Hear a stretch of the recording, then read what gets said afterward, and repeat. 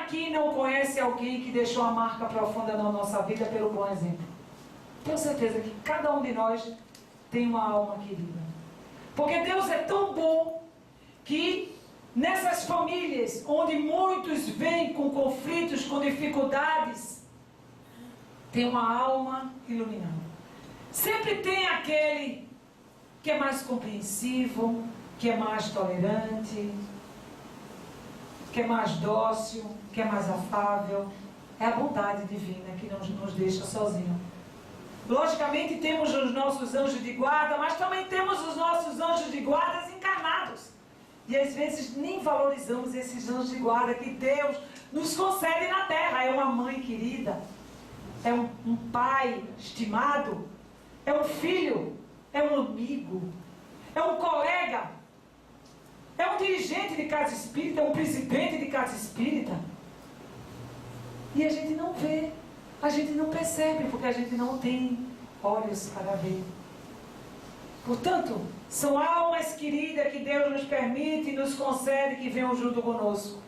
Então, um texto de apoio aqui de nossa irmã Joana de Ângeles, que diz: muitas pessoas generosas oferecem o que abunda em suas mãos, mas não doam o tempo, a presença, o esforço, permanecendo solidárias, mais distantes, gentis, mais distantes, fraternas, mais distantes, como receando o contágio dos que estacionam nas preciosas provações redentoras. Aqueles que têm abundância. É fácil dar materialmente algo, mas o dar verdadeiramente é conquista íntima. E só podemos dar o que conquistamos. E a única coisa que de fato nos pertence são as conquistas morais.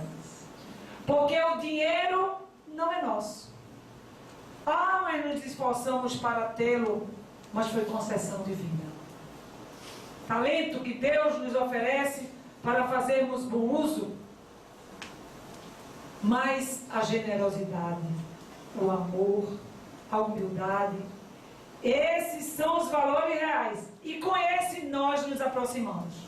Quando chega um pobre, um esfarrapado, sujo, quando nos tomamos pela compaixão, pela piedade, nós o abraçamos. Nós não temos nojo dele. Nós não temos medo de contágio, porque a piedade é irmã da caridade. E a piedade nos comove o coração. E a piedade não raciocina. Ela vai em busca dos que necessitam. E ela não dá só o bem material. Ela abraça, ela consola, ela ama. E aí eu tenho um exemplo lindíssimo, que eu tenho uma grande admiração por ela, é Madre Teresa de Calcutá. Quando abraçava aquelas crianças, condoía-se com sua dor. Por isso que aquele início que eu coloquei aqui, daquele nosso irmão cantando, ele fez uma homenagem àquelas crianças, para que a gente realmente não fique indiferente à dor alheia e tente verdadeiramente sentir essa virtude por excelência, que é a virtude da piedade, porque a caridade sem a piedade é vazia. A caridade orgulhosa não é caridade.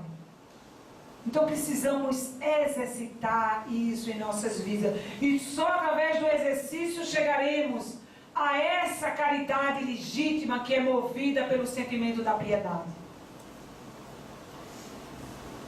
Armadilhas e táticas, sentir cansaço físico, mental para o estudo, para a prática e os labores espíritas. Tem gente que assiste tudo na televisão. Passa 4, 5, 6, 7 horas assiste com o olho bem aberto. Assim, ó, Faustão é a novela, é tudinho. Mas quando vai assistir uma reunião espírita, dá um sono medonho, é um enfado, é um cansaço. Por isso que eu falo bem alto, porque aí acorda todo mundo. E eu falo alto porque falo alto mesmo, mas não sou italiana não. Mas pernambucana mesmo, nordestino, né? Gosta de falar outro também. Mas, gente, são esse enfado muitas vezes, porque nós não estamos acostumados a alimentar a nossa alma com os bens espirituais, os tesouros da alma, por não estarmos acostumados. Quando vamos fazer isso, nós ficamos cansados. Isso cria enfado na gente. E aí os espíritos, logicamente, se aproximam, né? Aquele está enfadado, eu vou já me juntar com ele, fico enfadado com ele. Lógico. Então, não, os espíritos somos nós que somos enfadonhos. Nós é que estamos ainda numa faixa material. Precisamos entrar na faixa da verticalidade. Ter prazer pelas coisas espirituais, sentir prazer, anseio pelo alimento da alma. Quando nós sentimos prazer pelo alimento da alma, é porque coisa boa já possuímos. Sentir prazer e ir para uma reunião espírita, sinto o maior prazer do mundo. Pode ser o palestrante que for. Estou lá atenta com os olhinhos abertos, olha, fazendo a caridade. Conosco mesmo. Porque a caridade é conosco. Porque quando acabar aqui, gente, quando eu não estou vendo ninguém dormindo, viu? Ninguém. Mas quando acabar aqui, já vou comer um bolinho, todo mundo vai estar animado. Todo mundo vai estar rindo, né? Pode ficar à vontade, viu, gente? Vai estar rindo, vai estar conversando. Logicamente que aqui ninguém vai conversar. Mas dá enfado, não é? Então, permitir improviso nos labores espíritas por não lhe dar o devido preparo. Isso que a gente prepara com antecedência. E eu preparo com antecedência. E tem que ter um cuidado, porque eu não sou nenhum exímio, sou normal como todo mundo. Então a gente tem que preparar, tem que pesquisar.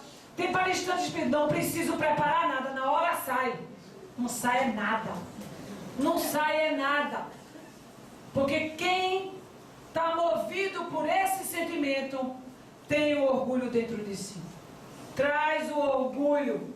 Então aqueles palestrantes, ligue na véspera. De noite você pode ligar para lá para casa e diga o tema.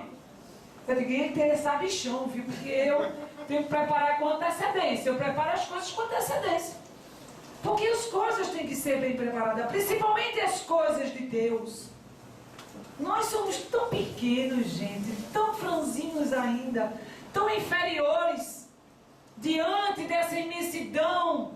Desse amor divino por nós. Que quando formos falar das coisas espirituais, temos que nos preparar muito.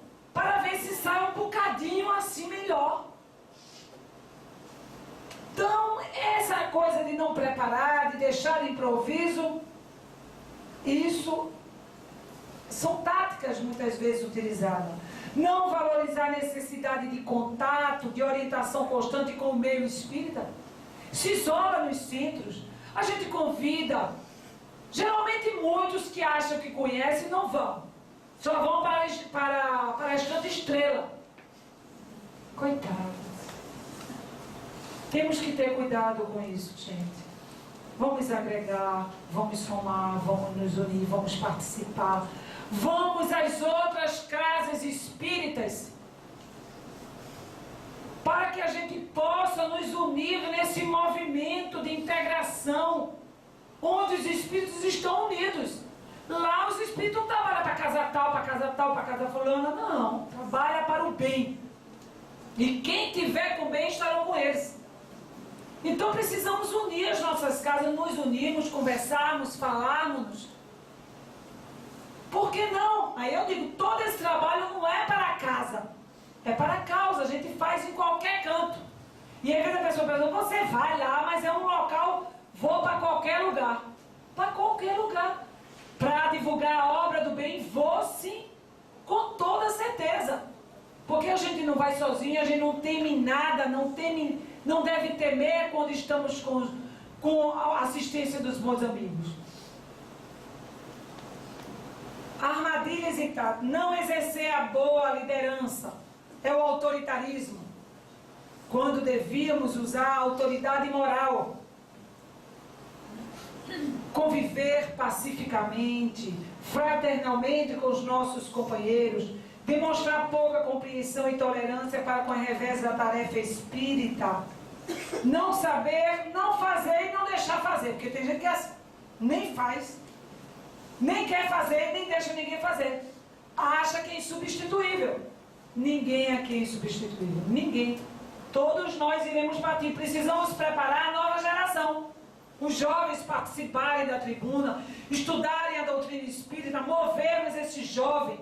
Jovens são inteligentíssimos, são espíritos bem preparados, bem mais preparados do que nós, que estamos mais para lá do que para cá. Eu estou para cá um pouquinho. Vai demorar mais 100 anos, mais 50 anos, né? Gente, mas vamos preparar essa juventude, porque eles são os que vêm, os que vão divulgar a obra do Cristo. Precisamos colocar a evangelização, pessoas preparadas, pessoas que estudem a doutrina espírita, porque ali aqueles espíritos não vão aceitar qualquer coisinha não. Eles são questionadores, esses espíritos pequenininhos, questionam. Tem uma das meninas que frequentam a nossa casa e ela sente a presença dos espíritos e elas sabem. Ela é filha dos nossos trabalhadores.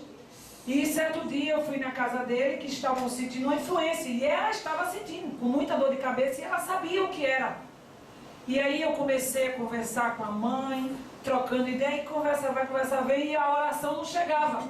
E ela sentada na cadeira quase morrendo, ela disse assim, ela tem 5 anos de idade, ela disse assim, vocês não vão orar não, porque eu não estou aguentando mais. Ela sabia que quando nós orássemos, o Espírito iria sair. E nós oramos. Ela estava com febre. E demos um passe nela, a febre acabou e ela ficou boa. Era o Espírito e ela sabia. Nós sabíamos também. E ela queria logo. Então ela diz assim, mãinha, esse Espírito não vai sair não. Ela disse, minha filha, ele entrou como, mãe? Pelas brechas. Ela disse, mas aqui não está com tela. E a mãe vai ensinando. E essas crianças, elas questionam, elas perguntam, elas querem saber. E a gente, na conversação natural da nossa vida, a gente vai ensinando. Permitir atitudes hipócritas, que é terrível. As máscaras. Nós trazemos os atavismos do passado. Aquela questão, aquela posição de sacerdotes, não é? Que dávamos a impressão que éramos espíritos evoluídos, bons espíritos, para ter o domínio do povo, para ter o domínio da multidão. Trazemos esse atavismo. Por conta disso, aqueles dirigentes, aqueles presidentes que ainda trazem esses atavismos, tiram às vezes essas posturas hipócritas, que falseiam uma bondade que não possui. Sejamos o mesmo, fora e dentro da casa espírita. Porque ninguém vai se decepcionar. Se nos encontrarmos ali no hipermercado, olha aquela que estava falando, ela fala mesmo do mesmo jeito. Do mesmo jeito. Porque nós não podemos aparentar. Quando a gente expõe na tribuna, a gente tem que levar a doutrina muito séria. Nós temos que ser natural. Para que copiar alguém? Copiar alguém é horrível, é feio. Sejamos nós, do nosso jeito simples, do nosso jeito franco, mas focando no bem, levando a doutrina espírita com a seriedade que ela merece ser levada. Então essas posturas hipócritas são o que levam às fascinações. Texto de apoio vem de Jesus. Ai de vós, escribas e fariseus, hipócritas, porque fechais aos homens o reino dos céus, pois nem vós entrais, nem aos que entrariam permites entrar. Jesus combatia os fariseus da sua época. Felizmente ainda existem alguns fariseus na época atual. Precisamos arrancar as máscaras e modificarmos-nos. Então o Espiritismo acarretará uma reforma moral, nos diz Fenelon no Livro dos Médios. Seja, pois, o vosso grupo o primeiro a dar exemplo das virtudes cristãs, visto que nesta época de egoísmo, é nas sociedades espíritas que a verdadeira caridade há de encontrar refúgio, nos diz Fenelon. Nós precisamos ser os primeiros a darem o exemplo cristão.